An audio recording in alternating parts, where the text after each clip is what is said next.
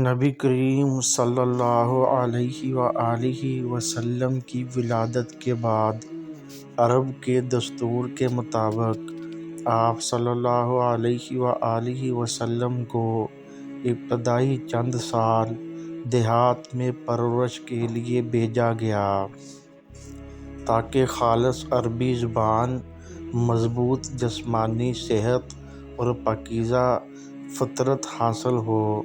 اسی مقصد کے لیے بنو سعد قبیلے کی ایک نیک اور سادہ دل خاتون حضرت حلیمہ سعدیہ رضی اللہ تعالی عنہ مکہ مکرمہ آئیں۔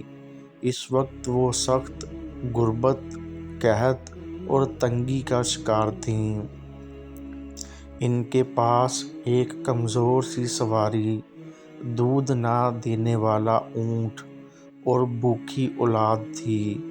کسی بھی خاتون نے یتیم بچے کو لینے میں دلچسپی نہ دکھائی، کیونکہ یتیم سے مالی فائدے کی امید کم ہوتی تھی۔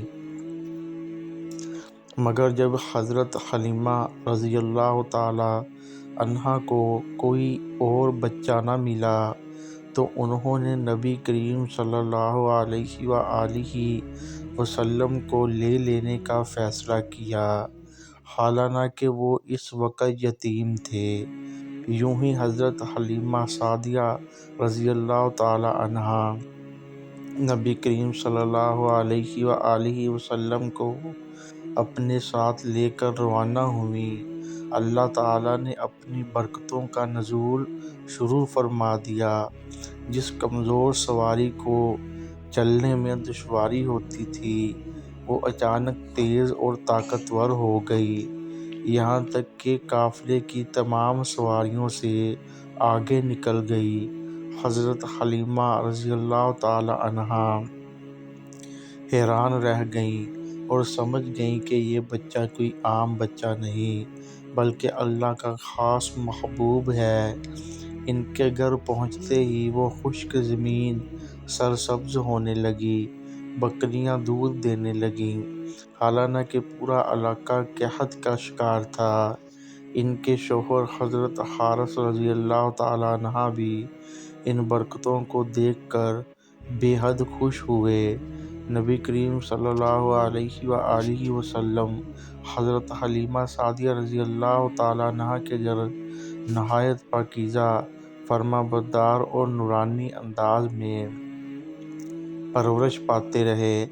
بچپن ہی سے آپ صلی اللہ علیہ وآلہ وسلم میں غیر معمولی سنجیدگی، سچائی اور وقار نمایاں تھا۔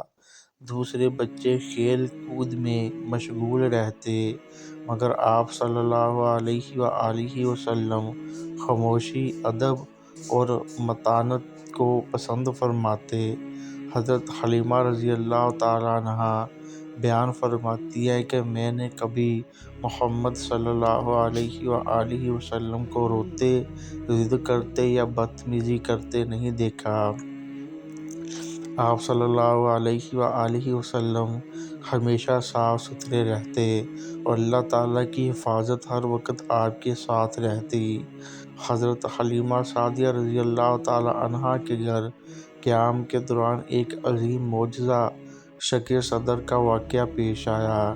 ایک دن نبی کریم صلی اللہ علیہ وآلہ وسلم دوسرے بچوں کے ساتھ کھیل رہے تھے کہ اچانک دو فرشتے آئے، آپ صلی اللہ علیہ وآلہ وسلم کو لٹایا، سینہ مبارک چاک کیا، دل نکالا اور زم کے پانی سے دھو کر ایمان حکمت سے بھر دیا، پھر سینہ درست کر دیا۔ یہ سب اللہ تعالیٰ کی خاص حفاظت اور مستقبل کی عظیم ذمہ داری کی تیاری تھی۔ جب بچے گھبرا کر حضرت حلیمہ رضی اللہ تعالی عنہ کے پاس آئے اور واقعہ سنایا تو وہ خوف زدہ ہو گئیں اور فوراً نبی کریم صلی اللہ علیہ وآلہ وسلم کو مکہ مکرمہ واپس لے جانے کا فیصلہ کیا۔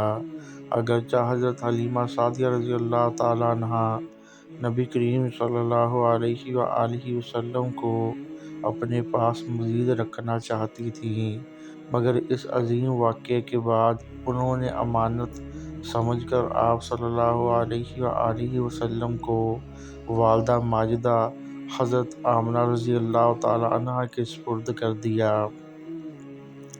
واپس کے وقت ان کا دل رنجیدہ تھا، کیونکہ وہ جان چکی تھیں کہ یہ بچہ سراپا رحمت، برکت اور نور ہے۔